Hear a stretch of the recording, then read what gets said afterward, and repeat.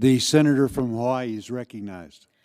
Mr. President, it has been hard at times to find the words to describe the full harm Donald Trump has inflicted on our country. We can spend hours dissecting how his policies have made us less safe, less healthy, but his presidency has also been a profound moral failure. Let me tell you a story. A few years ago, a father from Hawaii joined me at one of my talk story sessions in my office, and he asked me a question that struck me hard at that time and has stuck with me until today. He said, "How can I tell my son that lying is not okay when the President of the United States lies every single day?" I struggled to answer his question then, and I'm not sure I could offer an adequate answer now. But this conversation remains a clear example of how we do not live in normal times. How is it normal as we and the world watched in horror as an angry mob stormed the United States Capitol? Blood was shed, people were hurt, vandalism occurred.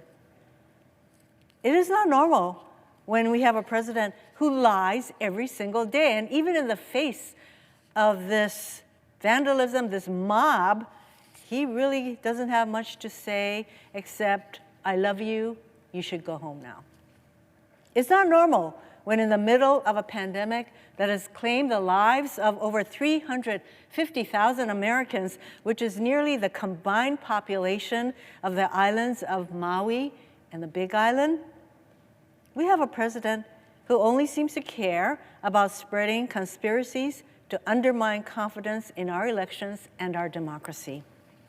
And it's not normal when duly elected senators who took an oath to uphold the Constitution pull a stunt to try and nullify millions of votes in 6 states so that Donald Trump can remain president. I call this effort a stunt because it is doomed to fail. We have a strong bipartisan majority, as noted in the vote that we just took, and both chambers of Congress who reject this stunt. And courts have ruled against Trump and his allies in more than 60 cases. So whenever this farce ends, the result will be the same. Donald Trump will have lost the election, and Joe Biden will become the 46th president of the United States. You can tell a lot about a person from the way they handle defeat. The way Donald Trump has handled defeat says a lot about who he is. Watching so many of our colleagues indulge the president tells us a lot about them, too. We don't have to look back very far in history to find examples of candidates who lost tough races but demonstrated their character in defeat. Our colleague, Senator Romney, graciously conceded his defeat to President Obama in noting that, quote, "At a time like this, we can't risk partisan bickering and political posturing. Our leaders have to reach across the aisle to do the people's work, and we citizens also have to rise to the occasion."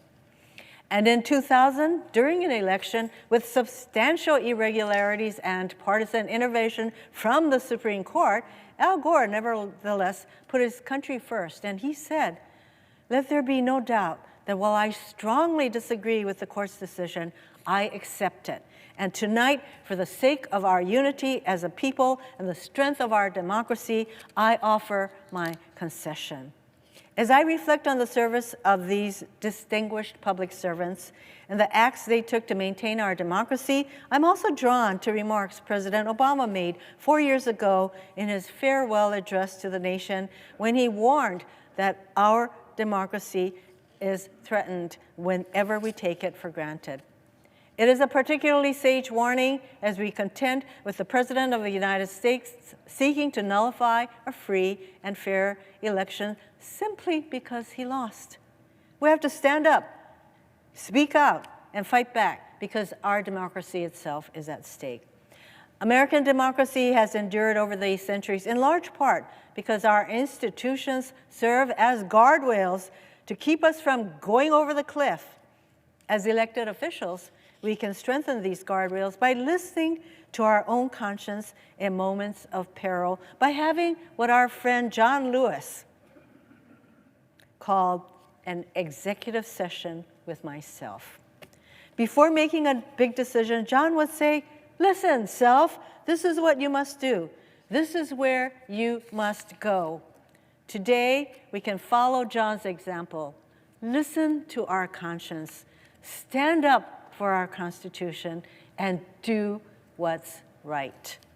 I yield the floor.